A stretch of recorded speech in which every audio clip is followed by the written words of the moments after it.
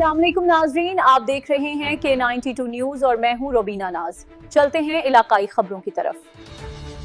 K92 जिला कश्मीर के bureau chief Abdul Razzaq वगाही की रिपोर्ट के मुताबिक करमपुर के करीब चीजलाबाद इंडस हाईवे पर आबादगारों ने महकमा आबपाशी इरीगेशन के खिलाफ एहतजाजी धरना देकर कौमी शाहरा को हर किस्म की ट्रैफिक के लिए बंद कर दिया, जिसके बायस दोनों अतराफ गाड़ियों की तवील कतारें लग गईं और मुसाफिरों को शदीद मुश्किलात का सामना करना पड़ा।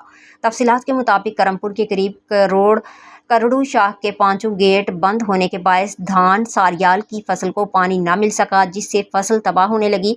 इस सूरत हाल के खिलाफ सैकड़ों आबादगारों ने चीजलाबाद इंडस हाईवे पर एहतजाजी धरना देकर रोड ब्लॉक कर दिया। एहतजाज के दौरान सिंध यूनाइटेड पार्टी SUP जिला कश्मीर के रहनुमा सफ़ीउल्लाह दरावड़ भी अपने साथियों समेत धरने में पहुंच गए। मीडिया से गुफ्तगू करते हुए उन्होंने कहा कि महकमा आबपाशी ने करड़ू शाह के पांचों गेट बंद कर रखे हैं, जिसके बायस सारियाल की फसल मुकम्मल तौर पर तबाह हो रही है। उन्होंने मुतालबा किया कि फौरी तौर पर पांचों गेट खोले जाएं ताकि आबादगारों को पानी फराहम किया जा सके। उन्होंने मजीद कहा कि जब तक करड़ू शाह के गेट नहीं खोले जाते उस वक्त तक चीजलाबाद इंडस हाईवे पर एहतजाज जारी रहेगा।